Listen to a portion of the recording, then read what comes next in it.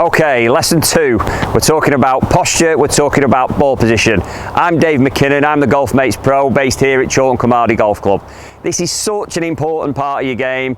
This is something that everyone can do. So I always say to people, in a static position there's no excuse. In the blocks I'm as fast as Usain Bolt.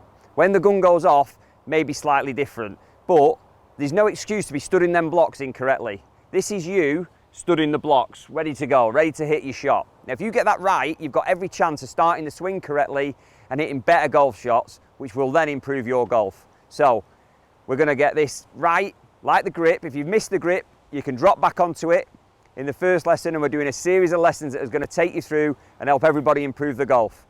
So today, lesson 2 is going to be posture and ball position. Okay, ball position and posture, it's a really big ingredient into hitting good shots, and it's a real big cause of poor shots. It's you starting out from the blocks in the wrong position, okay? You're never gonna get that back. You've always got work to do if the start position is wrong. But this is something that you can do in the kitchen, in the lounge, in your bedroom. 30 seconds, a minute, will help you get in that correct position, and it's something that you should check every time you go and play golf. Before you go out, while you're waiting for a shot, practice your ball position, your posture. And your grip, the static positions is something that needs to be consistent for the outcome to be consistent. If that's not consistent and incorrect, the outcome's probably going to be the same. So this is something, again, I'm as good as Tiger Woods at standing to the golf ball, and so can you be.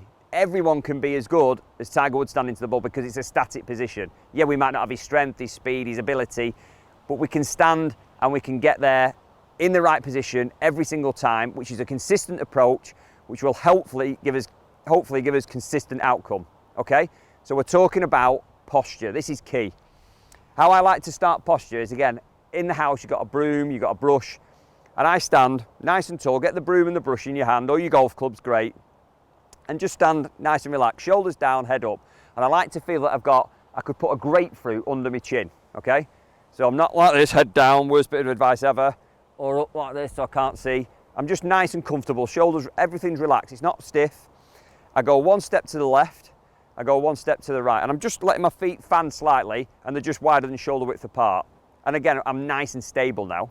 So to get this right, what I do is I get the brush or the broom or the mop or the golf club, and I put it in 3 areas. On the back of my head, through my shoulder blades, and just where my belt comes in, okay? And I want those areas to touch the broom, the mop, or the golf club, okay? I've got my stance, and I go 1, 2. Now what I make sure is all those areas are still on the broom or the mop.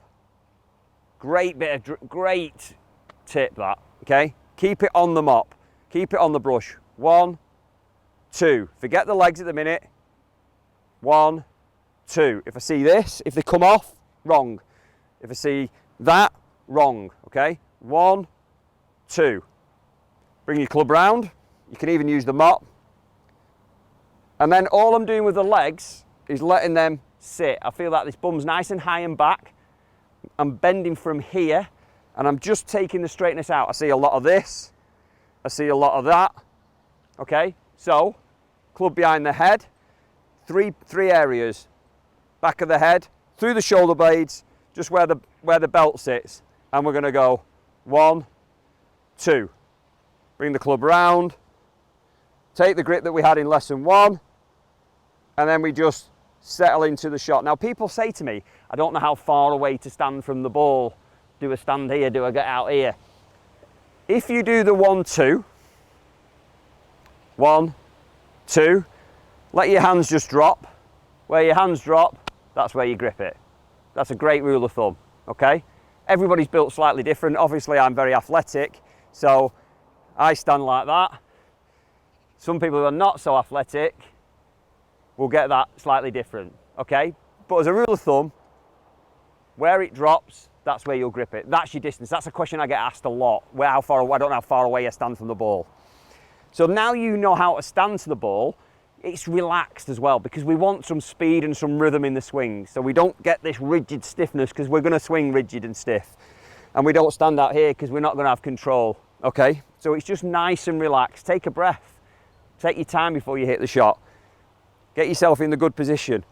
Now that's great, so you can stand to the ball great, but if you get the ball position wrong as well, then all of a sudden you're aiming incorrectly. So if I'm just exaggerating now, but if I have that ball 7-iron and I get it right in the middle of my feet, nice and comfortable, if I get this ball position now too far forward, towards a target with my 7-iron, straight away you can see I'm aiming left. My shoulders are left, my club is left. So straight away, I'm taking that shot and I'm aiming in the wrong direction to start with. But I want that ball to go back into the middle of the fairway. So let's start by getting everything aiming at target. If you threw a dart at the bullseye, you'd aim at bullseye. You don't aim at double 12. You aim it where you want it to throw. So this is us aiming the dart. We aim it ready, and we have the ball position nicely in the middle of the feet. Now, where I find this is difficult is ball position is really difficult to look. If you're looking at your friend or you're looking at me, you can see that my ball position is too far forward. You can see that my ball position is too far back. But stood over it, I get a different perspective of that. So what I like to work on is parts of my body. So stand nice and tall, take my stance, 1, 2, get myself settled in, and I work the ball off my nose for the centre. Okay, my nose, I'm lucky I've got a big nose so I can see it. But you can work off your shirt buttons, your belt buckle. I know now that that ball is in the middle of my feet. If I want to hit drive and I want the ball slightly forward, I can work off my left armpit. Because some people, because they stand a little bit this way, they struggle, and the hole can dictate where square is.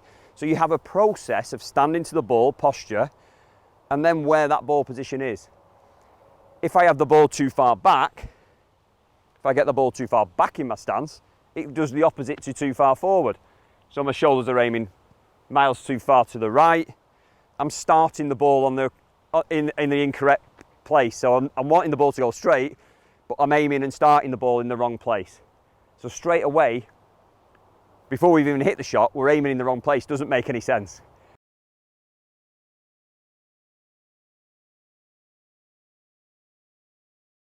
So rule of thumb, okay, what I like to see is everything, wedge, sand iron, up to sort of 7-iron, right in the middle.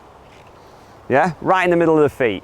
Keep it nice and simple. You don't want 14 different positions, okay? Right in the middle. When it starts to get a little bit longer, the club, give yourself a little bit more room. So we're gonna go 6-iron or go half a ball forward. So just left of the buttons of the shirt, left nostril, great reference, okay?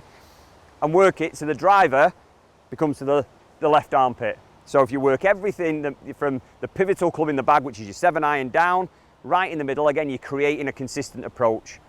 You get some people like this on sand iron, like this on driver, loads of different variations in between, and we're trying to create consistency. So in the middle, from sand iron to 7, left nostril for a right-handed golfer, 6, outside left nostril, 5, and as we get into the rescues and the fairway woods, we're working in towards the left armpit for the driver. Use them as a rule of thumb. Again, have a little tweak with them, but use them as rule of thumb, and again, you'll create a consistency into how you stand into the ball and how you're going to start the swing. Okay, golfers, I hope you enjoyed lesson 2. Next week, we're going to be working on irons, iron play, hitting the shots into the green and starting to hit more greens to give us more chance. Again, improving the golf and moving us forward. I'm Dave McKinnon. See you next week.